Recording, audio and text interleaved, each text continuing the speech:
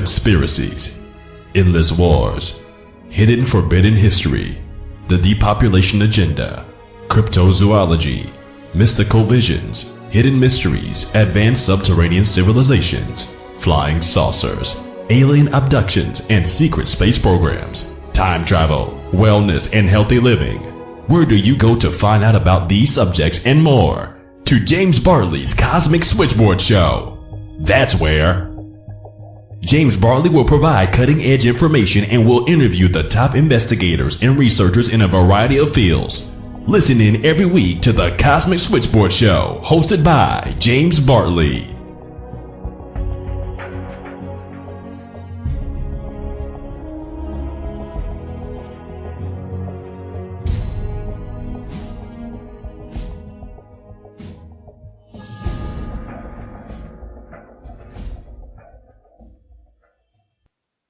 Hello again, everybody. This is James Bartley, and you are listening to the Cosmic Switchboard Show. Today, our very special guest is Lotta Ray.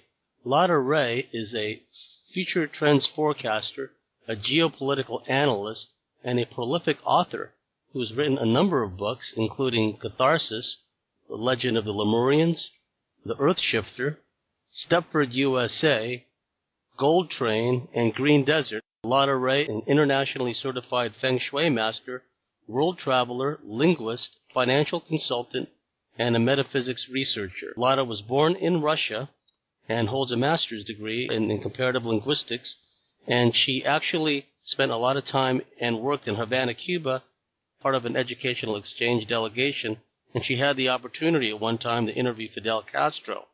So this is a really important show, and I'm very excited about it because Lotta is a woman after my own heart. She blends the expertise in geopolitical analysis, understanding of true history, and she melds it with an understanding of quantum consciousness, metaphysics, feng shui, and the way energy works, and the true history of this entire planet. Before we delve into the interview, I'd like to say why it's important for us to have this perspective of Russia, of geopolitics from the Russian perspective. There's a lot of misunderstanding and deliberate disinformation here in the West about Russia and about Vladimir Putin in particular. The problem, as I see it, is the never-ending brainwashing and propaganda meted out to people at all ages going back decades now. When most people think of Russia, they think of the Bolshevik regime. They think of the USSR, of Stalinism, which is an indication of the obliviousness that people in the West have about the true history of Russia. If anyone dislikes or detests the Bolsheviks and the Soviet regime, it is the present-day Russians. So nobody knows the true history of Russia better than the Russians. And so what the corporate media today is doing is they are playing on this generations-old bias towards all things Russia, and they are using that ignorance to foment hatred and fear vis-a-vis Russia. We see this played out in Hollywood. The last several years, we see a never-ending string of movies in which it is always the Russians that are the bad guys. It's the Russian mafia, that's the bad guys, it's Russian military, it's Russian intelligence, so on and so forth. And that is once again meant to further brainwash and propagandize the people. So that is why we're bringing Lotta Ray onto our show, and we hope it's the start of a long, fruitful association with her. So without any further ado, Lotta, how are you? Pretty good. Thank you for having me. The pleasure is all ours, Lotta. For the benefit of our listeners who may not be familiar with you or your work, can you tell us a bit about yourself and how you came to be a leading geopolitical analyst and how you came to do the important work you're doing today? I did a lot of things in my life, and one of them was working for Smith Barney, which is a part of Citigroup, as financial consultant. I did that for many years, and I lived in New York for many years, and I had the very good inside look at what went on in the finance industry as well as in the political scene of the U.S. I did a lot of investments for my clients, both in the U.S. and internationally, and my clients were international. A lot of them were actually Russian. And so throughout the late 90s and into the 2000s, I gleaned a lot of things that went on. Not to mention that I was always interested in geopolitics as part of my education as a linguist and international relations consultant. I traveled a lot. I lived in about 30 countries or traveled to that many countries in between. And I always had that interest, but I was always also interested in things like beauty, harmony, at the very same time, spirituality. So at one point, I was more going towards spiritual side of things. Then when I realized what was really happening, and my awakening basically started when the bombings of Yugoslavia occurred. That was, I worked at Smith Barney at the time, and when I saw what was happening, I knew the true history of Yugoslavia. I knew all about that civil war. It is very easy to know when you're Russian what's happening in Yugoslavia. These are basically brotherly people. We all know each other. We know the truth of what goes on there. And I remember arguing and trying to somehow instill some truth, the true knowledge into my co-workers at work, at Smith Barney, at Citigroup. They were looking at me very incredulously when I was telling them that no, Serbs were not all those evil beings as they're being portrayed in the Western press. They are just as much victims as the other side, as Croats or Bosnians, and blaming Serbs for everything, while exonerating or closing your eyes to the crimes that the other side commits. That's just wrong. And that was the part of the awakening. And then, of course, 9/11 happened, which opened my eyes further. And soon thereafter, I left Smith Barney because I could not stand it anymore. So I went to the East. I studied Feng Shui. I began studying it much earlier, but I completed my education around that time, and I started my own practice, which was very successful, became international, and I thought that I would do Feng Shui and write books, write novels for the rest of my life. And then Ukraine happened, and that was the end of 2013.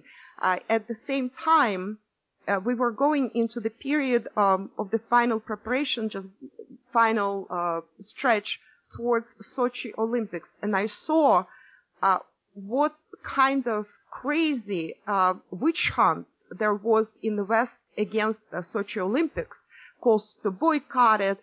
You probably remember more or less what went on. And at the very same time, the Maidan in Ukraine was developing. And that's where I drew the line. And I started my blog, Futurist Trendcast, and I began writing about the truth about Ukraine, about the connection, how Beijing Olympics were used in 2008, and at that very time, Saakashvili of Georgia attacked South Ossetia to blame on Russia the supposed attack on Georgia.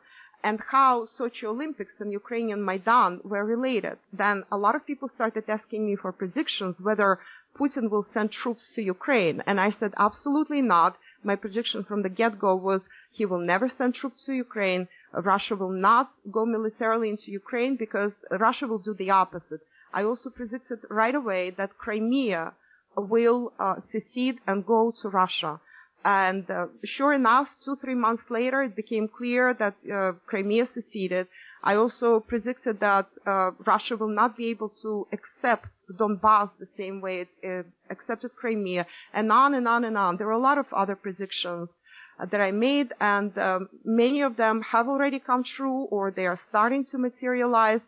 And that was the beginning. People started asking me for interviews, and more and more subscribers came in, and before I knew it, I had a ton of subscribers, a ton of people asking me questions on my blog, and Futurist Trendcast became the toast of the town at the time.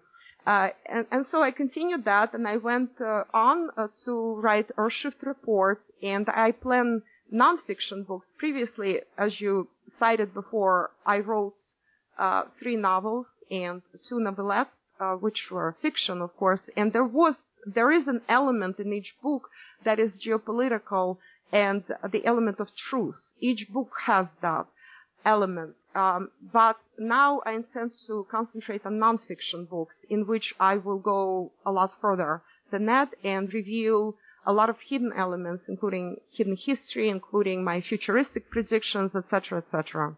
All of that information, including your YouTube channel, will be on the Cosmic Switchboard website. I'm glad you mentioned Yugoslavia, because what I saw developing vis-a-vis Russia was something similar to what happened to Germany prior to World War I. After the Boer Wars, Britain reorganized at the behest of the secret elite. A number of things were done to isolate Germany diplomatically. Eventually, the media began painting this fear-mongering amongst the people in the West about German spies, German fifth columnists everywhere.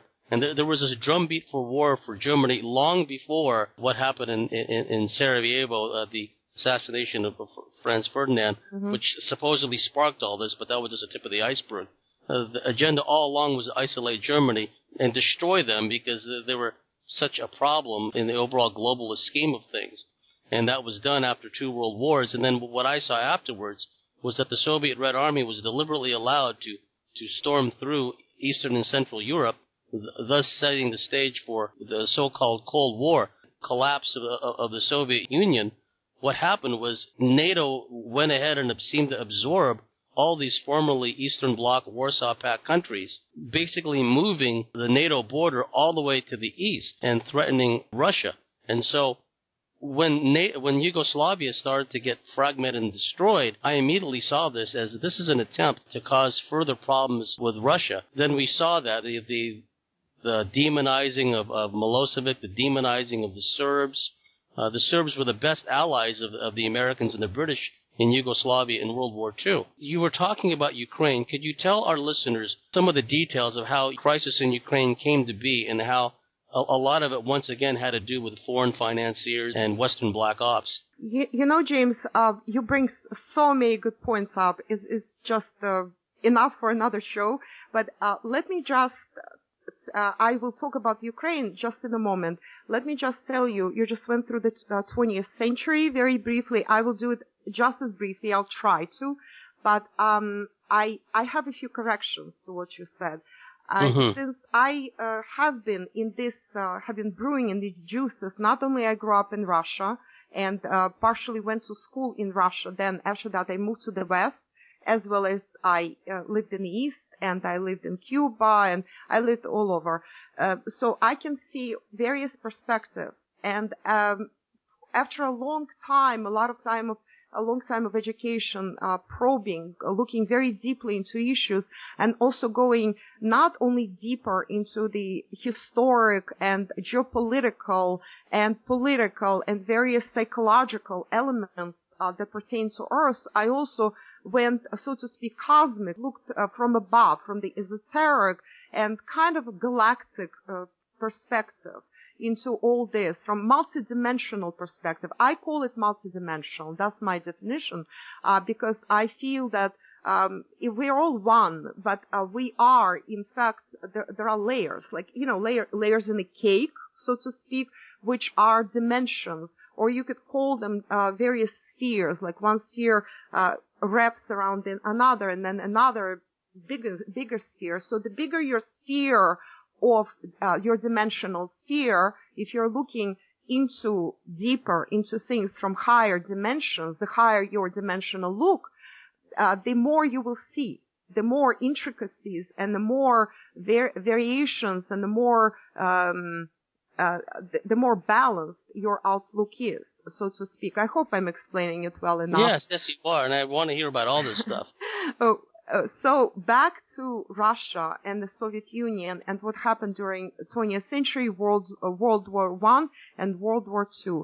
Of course, different people will tell you different perspectives, but I'm going to try to keep it as balanced as possible. So first of all, let's begin with England versus Germany versus Russia. This is a very important point, and I'm glad that you brought it up, because that is something everybody has to understand. The thing is that there were turn of the 20th century, there were 3 powers at the time, 3 great powers, and they were at different stages of development and different capabilities. One was the Great Britain, another was Russia, and the third upcoming power, up and coming, okay, it was trying to break into that exclusive club, was Germany. There were several other powers, but Germany, in fact, was very ambitious, and let's just face it, Germany was always pretty aggressive. So we should not discount that. That said, I actually love Germany, love German people. I had really nice German friends, love German culture. This is not to blame Germany. I actually have been to Germany several times, enjoyed it thoroughly, and actually love it. What was happening at that time was that what Britain was trying to do, it was trying to, let's use a word such as do in, kill off, finish off the two competitors. Actually, if they could, they wanted to finish off more competitors. The Brits, as well as Americans right now, they assumed the British way of doing things when the global headquarters, the NWO headquarters, transferred from Great Britain to the U.S. after World War II. U.S. assumed the same way of doing things. They inherited everything. So the way UK was operating, they preferred not to fight themselves. They always preferred to butt the heads of their competitors so they would weaken each other and, if possible, destroy each other.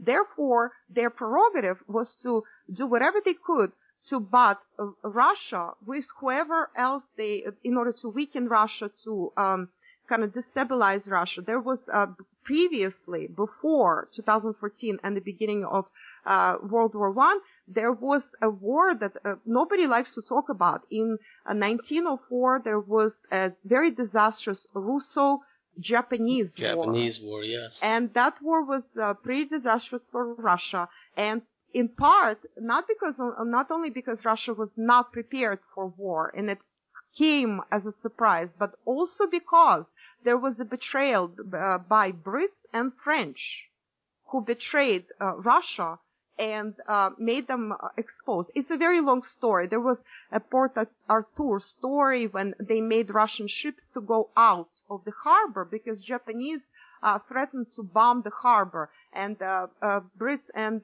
French, who were also stationed and they were supposed to be allies, incidentally, who were stationed in the same harbor, said that Russian ships, you have to leave because we don't want to be bombed because of you. Okay, they were supposed to be allies. Okay, nice allies. So the precursor for that, which was completely missed by the Russian Empire, and this is where the problem begins and the tragedy begins, it was missed.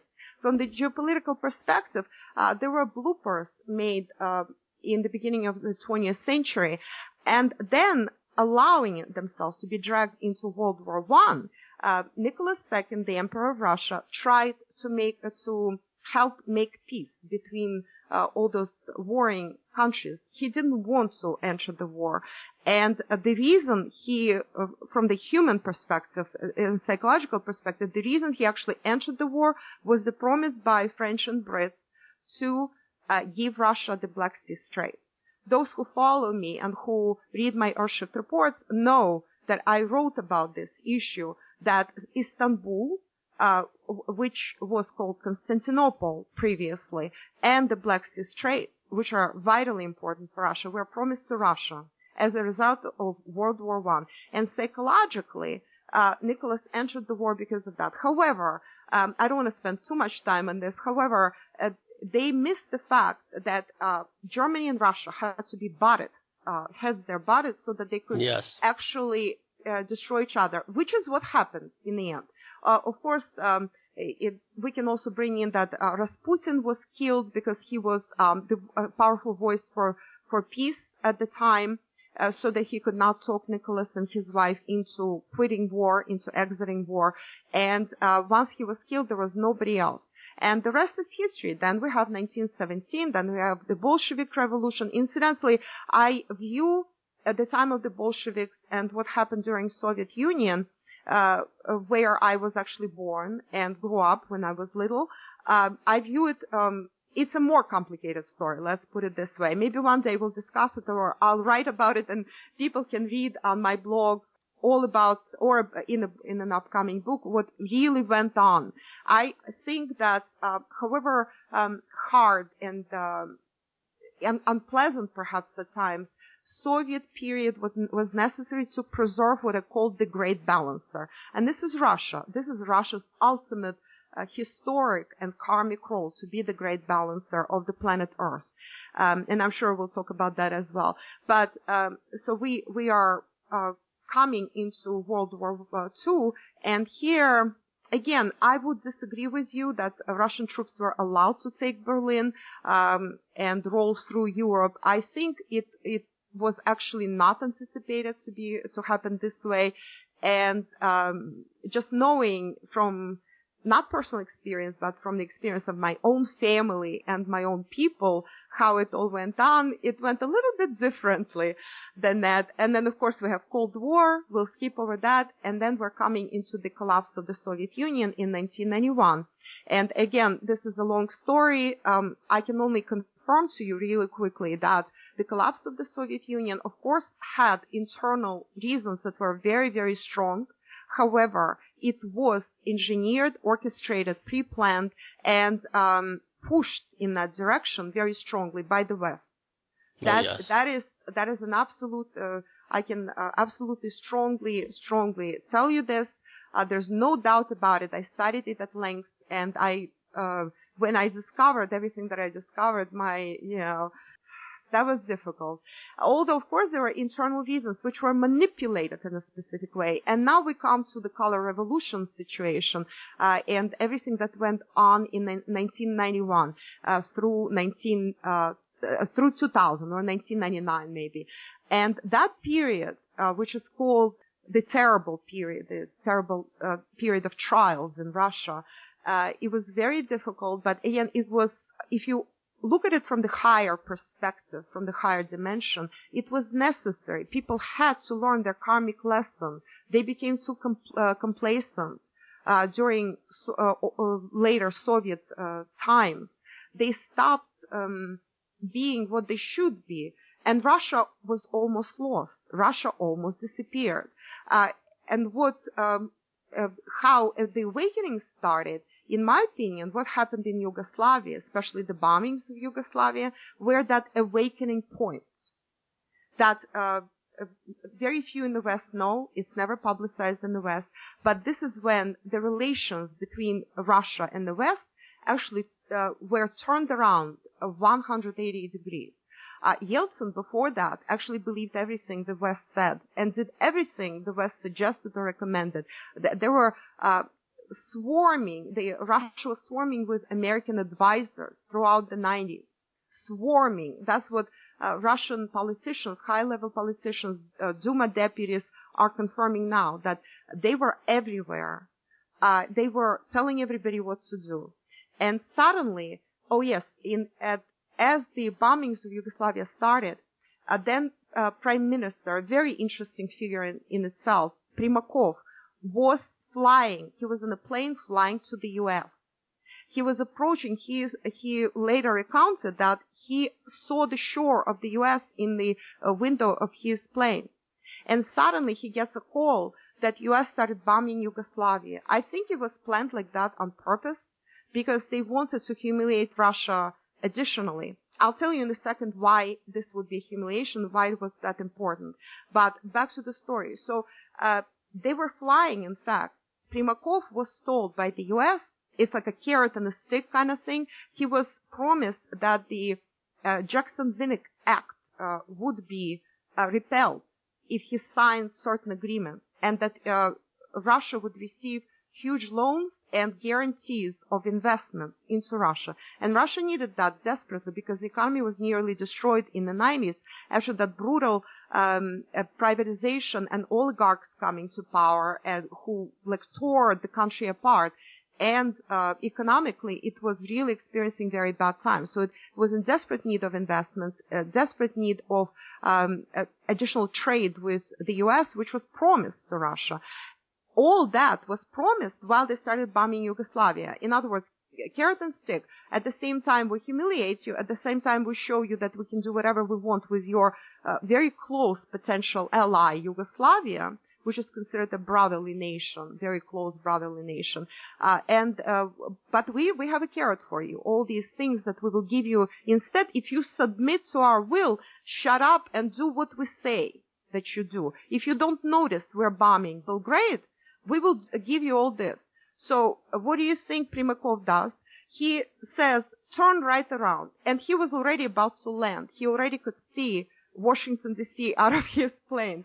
As the plane turned around, made a 180-degree turnaround, literally, and flew back to Russia without further ado. The Americans were speechless, absolutely speechless. They did not expect that at all. So that was the turnaround. Do you know what happened after that?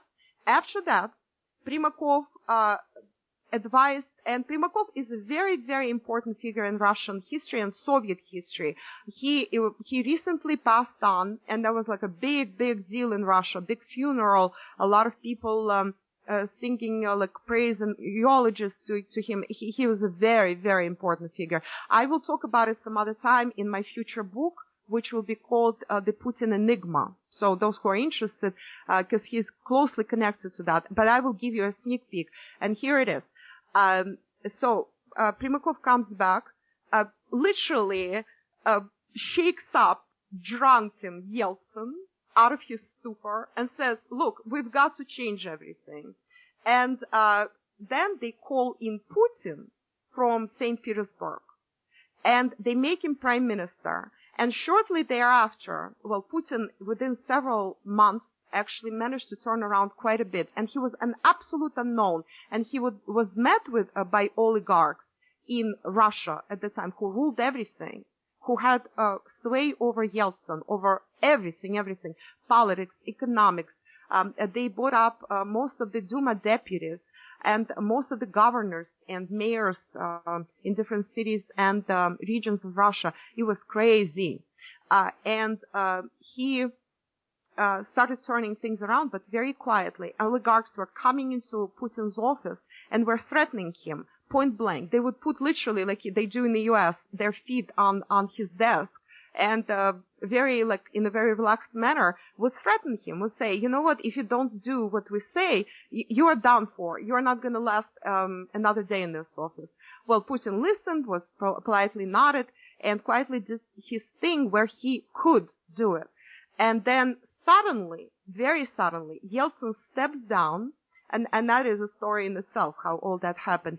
And then Putin gets elected just several months later on his own merits, on the basis of how he made peace with Chechnya, how he managed to turn around the Chechen situation, which the majority of Russians had thought he would never turn around, or now nobody could turn around. That's what Russians thought. He turned it around within 1 year, and Russians voted him as a president just by March of 2000, just based on that and whatever little that they knew of him at the time.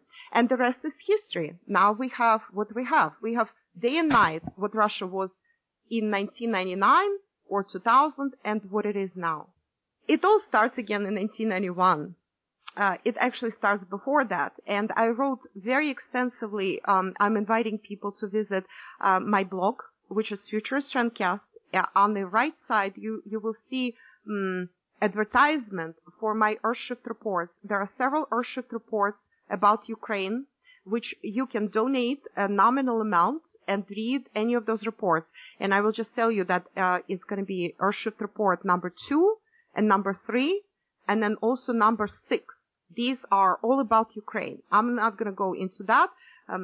Just please visit futuristtrendcast.wordpress.com or just type in my name in Google, Lada Ray, and Futurist Trendcast will come up and my website will come up as well. So what happened was that there really was no country called Ukraine, and a lot of my readers, and maybe James, you probably know that I am what is considered half Ukrainian. My mother was Ukrainian and half Russian, so I know what I'm talking about. My mother was from the Dnipropetrovsk Oblast, grew up in a village.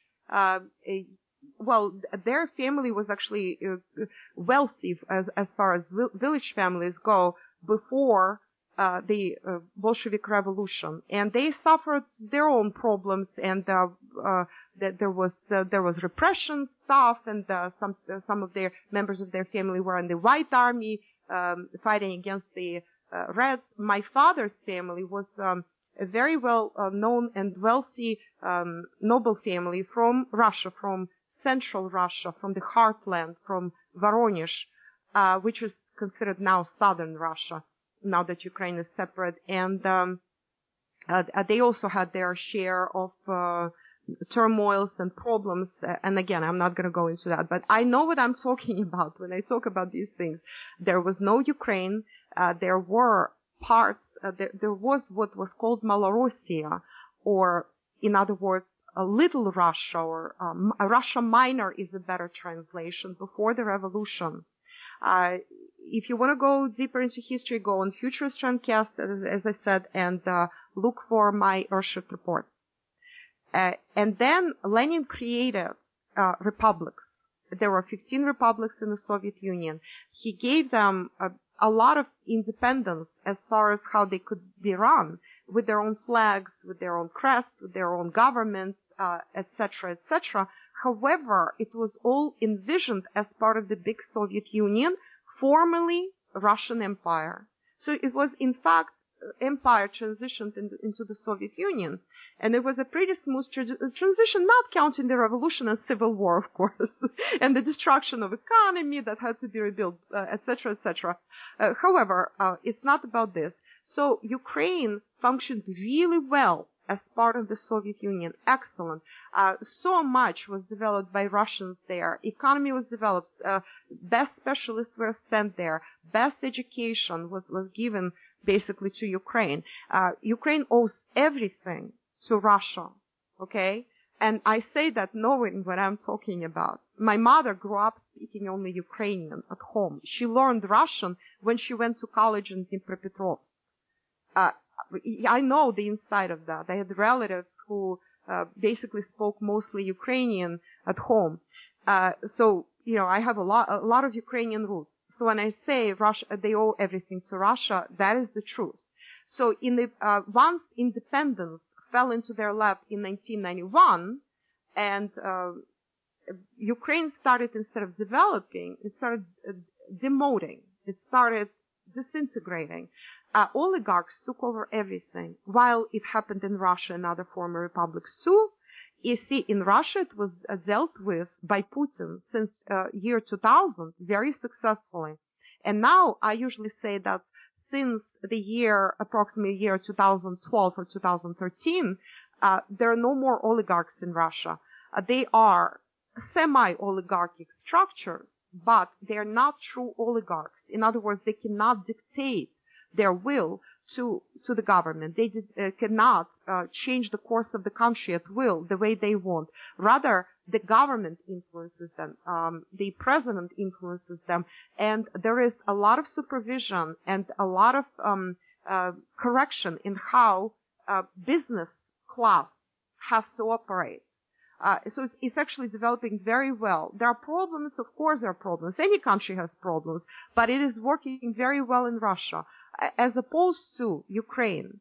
Ukraine has become the worst example of how oligarchs took over. And oligarchs, by definition, they keep money in the West. Where else are they going to keep money? Wherever they can, they rob the country and then they transfer it to the West. That's how it was in Russia in the 90s. That's how Russia lost a ton of money and a ton of wealth during the 90s. It was all siphoned in and transferred to the West. But a lot of it came back after Putin came to power. Not so in Ukraine. And so West has excellent leverage over any oligarchs in Ukraine.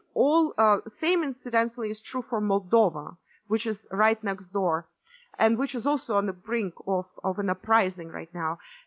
And these oligarchs, when certain buttons were pushed, certain strings were pulled by the West, they immediately caved in. They immediately became those puppets for the West. At the same time, there were camps in Western Ukraine where there were what I call Ukro-Nazis, which is Ukrainian fascists that survived from World War II that those fascists, they killed off, eliminated, burned in concentration camps during World War II, hundreds of thousands of Russians, Ukrainians, Poles, and Jews. There were mass graves discovered all over Western Ukraine. It was a complete disaster. And a lot of them ran from justice when people started naming their names and telling all these horrible stories after World War II. A lot of them ran to Canada and the U.S. Canada especially houses a ton of them. And so a lot of them stayed in Canada. After 1991, many of them started coming back to Ukraine and re-educated Ukrainians. This propaganda was financed by Canadian and U.S. governments, and little by little, the brainwashing occurred. So by the year, they tried in 2004 color revolution, which was the Orange Revolution. That didn't work very well. And Yanukovych, which was a compromise figure, was again elected 4 years later. And so they had to go and do something like really drastic, and they masterminded this plan. Victoria Nuland bragged very famously in 2013 that U.S. spent $5 billion on subverting Ukraine and creating anti-Russia out of Ukraine. And they actually went in, they started brainwashing the population, they invested into the media, and this is where Soros comes in. He financed a lot of Ukrainian media, but especially Ukrainian history books. So they hit the kids. Kids were brainwashed from day one, from first grade, and then into college. All these history books with teachers that came, that spoke Ukrainian, but they were Ukrainians from Canada and U.S. They came in, they sent them in. It was like a infiltration, you know, and they infiltrated not only central Ukraine, Kiev, and western Ukraine. They started moving these teachers. They actually hit education and media. They did not bother with business at all, taking over business. They wanted to brainwash the population, and they started with kids. And by the time we got to the year 2012, 2013, the new generation grew up, which was anti-Russian, which did not remember real history of their own country, which thought that Russia, some of them actually think now that Russia invaded them together with Hitler or something like that. You know, there are such crazy, crazy things. And it was so easy. It was so easy to brainwash them. Russians counted all this time on the closeness of cultural ties. So to this day, Ukrainians are still speaking Russian, watching Russian movies. But most of Russian movies and Russian TV programming has been actually banned in Ukraine. Now they don't have access to that, but most people go on the internet. And incidentally, several million Ukrainians actually work and live in Russia because they cannot make money in their own country. By some estimates, illegally up to 7 or 8 million Ukrainians, that includes refugees. Legally, about 3-4 million at least Ukrainians. So we are up to like 7-8 million of Ukrainians living in Russia. And yet some of them were so brainwashed that they actually think Russia is the enemy, but they're making money off of Russia, okay, and then sent back home to support those troops that attacked Donbass and want to attack Crimea. So the story came to this mega conclusion when oligarchs were put in such a position, and the government were so compromised that they had to sign a very bad agreement with Europe, which was called the Association Agreement. Russians were trying to explain to the government in Ukraine that this will not work because Russia will have to sever economic ties with Ukraine and close all borders for the fear of cheap goods and like competitive goods from Europe flooding into Ukraine and then flooding into Russia through the porous border. But Ukrainians didn't want to listen to any of this, and they started listening eventually when they finally did the number crunching.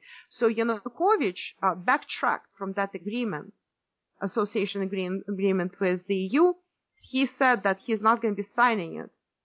And that's when the signal was given to start the Maidan, to start this revolution, the bloody Maidan, was developing before that, but it was kind of peaceful at first. But the very bloody revolution started when he said, no, I'm not going to sign that agreement with the EU. And the reason the association with agreement with the EU was actually necessary was specifically to tear Ukraine away from Russia.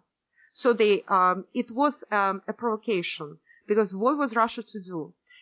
Sever ties with Ukraine, you lose Ukraine, bring troops into Ukraine to secure that space as part of the Russian world, as a lot of people in Ukraine were actually begging Russia to do.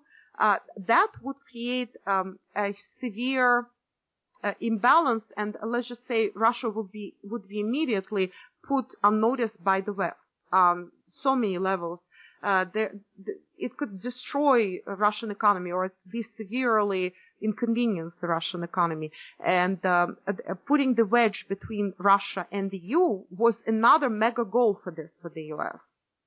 Of course, EU is also culpable in helping out the Ukrainian Maidan, but they were, as Germans tended to be in the 20th century, they were just not smart enough to understand that this is yet again a way to destroy mutually competitors, Germany and Russia, through weakening their economies.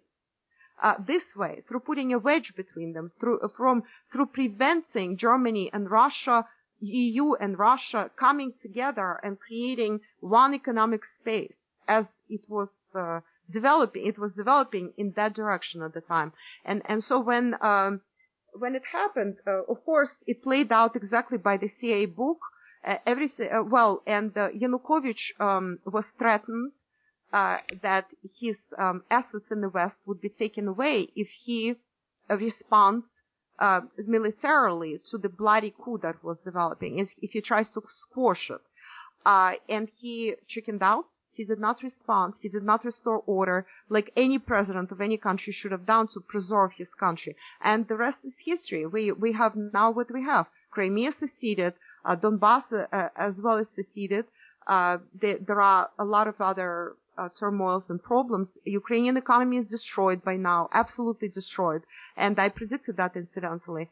A lot of Ukro-Nazis are running around, robbing people, killing people inside the country. The law enforcement is non-functioning at all because they're afraid. They're afraid of all these armed thugs. A civil war in the country, splits into two. It's total disaster. Absolute disaster. You mentioned the notion that Russia is the global balancer vis-a-vis America and the West seems to be the role of the great agitator. You also mentioned prior to us coming on here about how this New World Order project seemed to be on a cresting wave in the 1990s and early 2000s, but now it seems to be failing. In the time we have left in the first half, Lada, do you want to talk a bit about that? Yes, I will mention a few things. You just tell me when you want to stop this bit, because we can talk more about it in the second half. So again, a lot begins with 1991. Let me start with NWO first. 2014, a lot of people came to me and asked me for help to understand, to explain, for them to understand the situation with whether Putin is part of NWO. I know you actually mentioned something about that in the very beginning, and I wrote and my first Earthshift report was called "Is Putin Part of NWO?" Again, anybody interested, please go to Futurist Trendcast, and you will find on the right navigation bar, you will find a link to ESR1, Is Putin Part of NWO? Where I explained everything from A to Z, how Putin cannot be a part of NWO and what NWO actually is. And let me just say a few words only about the NWO. Okay, the thing is that NWO project is very old, a lot older than most people think. And under some other names, it has been kind of advanced and perpetuated by certain Western powers, namely, first of all, of course, Britain, and secondly, France, for about 200 or 300 years. Germany was also in on it, on and off. Also Sweden at different times. There were Vatican. We have to mention Vatican. Absolutely. One of the earliest probably, NWO attempt was probably by Vatican. And then it kind of like, they were uniting, then disuniting different forces in this regard. But under other names, it was out there. Then the very, very top of NWO happened around the time of the breakdown of the Soviet Union. And here's why. Russia is the great balancer, which I get to back in a moment. And without the powerful great balancer, the Western side is free to take over the world. Okay? So if you weaken Russia to the point that Russia cannot function as the great balancer, which it has been for the longest time, if you weaken Russia to that degree and she cannot perform that role, then you're free to go and do whatever you want. This is why NWO was like cresting, going in that up. And by 1991 through 1999, they thought they got it. They absolutely thought they got it. And as I said, the 100 crucial, very important to understand, crucial turnarounds in the whole situation began when Primakov turned his plane around and flew back to Moscow and refused to conduct negotiations, which seemingly economically were a lifesaver and very lucrative for Russia at the time. And then Putin came to power. That was the end. That was when it started going down, like that plane, that was like going up, and suddenly, and all the way down. And now what we're seeing, this is important to understand. NWO and Western MSM go hand in hand. Western propaganda, which is spectacular, I have to say. I take my hat off. And it started centuries ago in Britain. And they learned to produce the news, the newspapers, that cloud of brainwashing, maybe a couple of centuries ago. It started out as a good thing. It started out great with all the sensational headlines and newspapers. To sell more newspapers, you've got to have sensationalism. You've got to have like flashy headlines. It started really great. And then then somebody realized, oh, wait, we can use it as part of our tools for our global dominance. This U.S. doctrine, full spectrum global dominance. This is U.S. doctrine, but before it became U.S. doctrine, it actually was UK doctrine. So NWO headquarters like migrated across the ocean to the U.S. when the time came for that. But when all this was happening, the entire world was eating from the Anglo-American hand, literally, and listening with their ears hanging out for the propaganda that came out of MSM. That's how spectacular their propaganda was. Russian propaganda, they said that there was Soviet propaganda. Oh, forget it. I know Soviet propaganda, grew up there. I know Western propaganda. Oh, believe me, I couldn't hold a candle to the Western propaganda. Soviet propaganda was a lot more honest in so many ways, and also very meek if you compare it to Western. And what they achieved by that, they brainwashed the entire world, including countries like post-Soviet space, and including even Russians. Russians started awakening after they saw what happened in Ukraine. Then the awakening started in Russia really, really quickly. And by now, a lot of Russians already know that they've been duped yet again. And so NWO was doing really great. And as I said, it goes hand in hand with MSM. So they were able to conceal anything to do with NWO project for a while. So when you never heard about NWO, and just roll, depending on how old your audience is, they might roll their memory back and see and remember years when they never heard anything to do with NWO, like in the 90s. Have you ever heard about it? Obviously not, right? The world was completely different. And then suddenly starting, and not in the beginning of the 2000s, you have not heard about it. And suddenly you start hearing about NWO everywhere. And then Bilderberg comes around, and that is big news. And now everybody knows about Bilderberg. And now everybody knows about all kinds of these secret projects that were concealed before. And I'm not going to go over them, just use your judgment in what you include in this. And that is because they are unable to conceal the truth anymore. This is because they lost the grip on propaganda. Okay, so when that happens, they become so weakened. It is the indication of their downfall. It is on the way down. NWO is disintegrating. That project is over. I said that all in 2014 and explained the whole story and why it's laughable to think that Putin is part of NWO.